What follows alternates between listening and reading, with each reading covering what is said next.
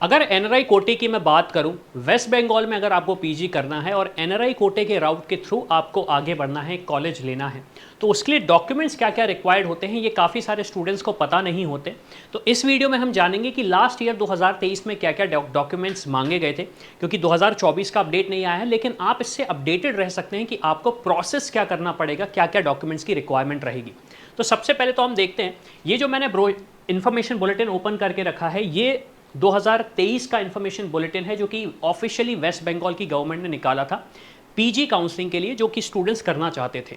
अब यहाँ पे 26 नंबर पे एक ऑप्शन पॉइंट आया है कि documents required for NRI quota seats, NRI quota counselling भी आप बोलेंगे। तो सबसे पहले हम जानते हैं कि कौन कौन से डॉक्यूमेंट्स आपको रिक्वायर्ड पड़ेंगे।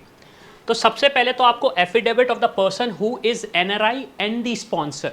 मतलब देखिए, एनआरआई कोटे का मतलब ये होता है कि कोई आपकी एजुकेशन को स्पॉन्सर कर रहा है, तो एफिडेविट उसका लगेगा कि मैं सो एंड सो पर्सन की एजुकेशन को स्पॉन्सर करूंगा। क्योंकि देखिए यहाँ पे मेंशन है काफ़ी clearly, affidavit from the sponsor that he और she will sponsor the entire course fees of the candidate. मतलब वो लिखित में देंगे कि मैं स्पॉन्सर करूंगा। दूसरा, document claiming that the sponsor is NRI, passport और वीज़ा ऑफ द स्पॉन्सर। तीसरा, रिलेशनशिप क्या है, relationship of NRI sponsor with the candidate as per the court orders, जो यहाँ पे मेंशन है, उसके बेसिस पे आप अपना लेटर लाएंगे। तो आपको ये भी मेंशन करना पड़ेगा कि उन स्पॉन्सर का क्या रिलेशनशिप है आपके साथ। एम्बेसी का सर्टिफिकेट लगेगा। एम्बेसी का सर्टिफिकेट का मतलब ये है कि वो एक्चुअली में एनआरआई हैं या नहीं। फिर नीट पीजी का एडमिट कार्ड लगेगा एंड रैंक कार्ड लगेगा।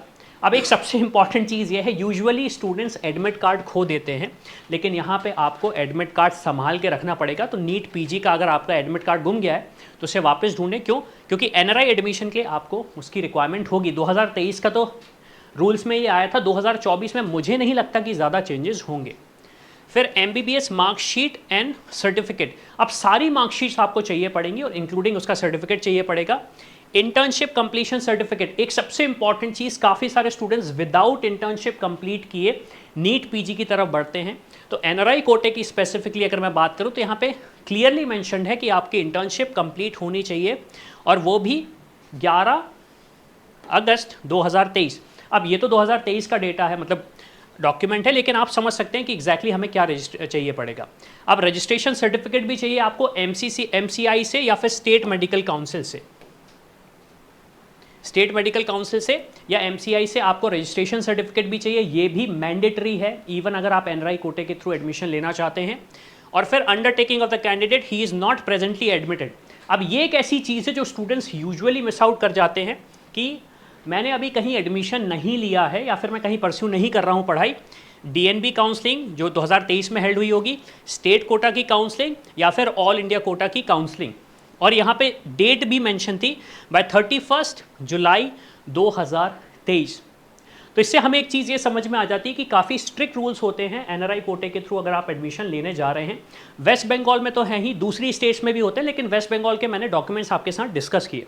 अब सबसे बड़ा क्वेश्चन ये आता है कि मेरे से बहुत सारी मिस्टेक्स हो जाती हैं अगर ये गलती हो जाती है, क्योंकि देखिए एनआरआई कोटा में अगर आप जाएंगे तो वेस्ट बंगाल गवर्नमेंट ने ये बोला हुआ है कि आपको आपकी जो कैटेगरी है, मान लीजिए एससी, एसटी, ओबीसी या फिर ईडब्ल्यूएस, ये कोई भी कैटेगरी कंसीडर नहीं की जाती, आप सिर्फ और सिर्फ कंसीडर होते हैं यूआर। तो ना तो आपको कोई फीस का एडवांटेज मिलता है, ना ही इन कैटेगरीज का एडवांटेज मिलता है। तो ये चीज़ भी आपको समझनी पड़ेगी कि इर्रिस्पेक्टिव ऑफ आपकी कैटेगरी, अगर आप एनआरआई कोटे के थ्रू एडमिशन लेना चाह रहे हैं तो आपको सिर्फ और सिर्फ अनरिजर्व कैटेगरी का ही एडवांटेज मिलेगा, जो कि यूजुअली होता नहीं है। दूसरी चीज़, आप अपनी कैटेगरी कन्वर्ट नहीं करा सकते। तो मान लीजिए जैसे आपको एनआरआई कोटे के थ्रू एडमिशन लेना है तो फिर आप उसको नॉर्मल कोटा में कन्वर्ट नहीं कर सकते, क्योंकि आपको कैटेगरी का एडवांटेज लेना है, या फिर आपने ऑलरेडी रजिस्ट्रेशन करवाया हुआ है तो आप उसे एनआरआई में कन्वर्ट नहीं कर सकते। तो इस चीज़ के लिए आपको पूरा स्ट्रेट फॉरवर्ड समझ के रखना पड़ेगा कि अगर आपको एडमिशन चाहिए है तो प्रोसेस आपको डे 1 से ही स्टार्ट करना पड़ेगा, क्योंकि देखिए सीट्स कम होती हैं और कंपटीशन काफ़ी टफ होता है। क्यों? क्योंकि एडमिशन का प्रोसेस रैंक, जिसे हम मेरिट भी बोल सकते हैं, और काउंसलिंग के थ्रू ही होता है। कोई ऑफलाइन काउंसलिंग नहीं होती। मैंने काफ़ी सारे स्टूडेंट्स से सुना है कि वो बोलते हैं कि मैं कॉलेज गया था, वहाँ पे पूरा प्रोसेस हो गया। ऐसा नहीं होता है। पूरा का पूरा प्रोसेस आज की तारीख में ऑनलाइन ही होता है, चाहे वो वेस्ट बंगाल हो या फिर दूसरी स्टेट्स हो अक्रॉस इंडिया। अब क्वेश्चन ये आता है कि अगर मैं कंफ्यूज हूँ या फिर मुझे आइडिया नहीं कि ये प्रोसेस पूरी कैसे होगी, या फिर मैं बहुत ज़्यादा बिजी हूँ, तो क्या इसमें मुझे कोई गाइडेंस मिल सकता है? तो यस, आपके लिए हम आपको गाइडेंस प्रोवाइड कर सकते हैं। आपको करना बस ये है कि अगर आपके पास एक मेरिट रैंक है तो आप हमारी टीम को रीच आउट करें, वहाँ पे स्पेसिफाई करें कि अगर आप वेस्ट बंगाल में ही एडमिशन देख रहे हैं या फिर दूसरी स्टेट्स में अगर आप एडमिशन देख रहे हैं, तो हम आपको कैसे हेल्प कर सकते हैं प्रोसेस में, और जो आपकी रैंक है, जो आपके पास बजट है, उसमें बेस्ट से बेस्ट ब्रांच कौन सी आपको मिल सकती है, ये सारी चीज़ें हम डिस्कस करके उसे क्लियर कर सकते हैं। तो आई होप आपको सारी इन्फॉर्मेशन मिली होगी, और इसी चैनल को फॉलो करें, सब्सक्राइब करें, ताकि आपको फर्दर दूसरी स्टेट्स की भी इन्फॉर्मेशन मिलती रहे। तो इसी के साथ मैं हूं अविनाश, मेरा काम है रास्ता दिखाना, उस पर चल के डॉक्टर बनना आपका। I hope you like this video. For more such videos, keep watching our channel. And do not forget to like, share and subscribe.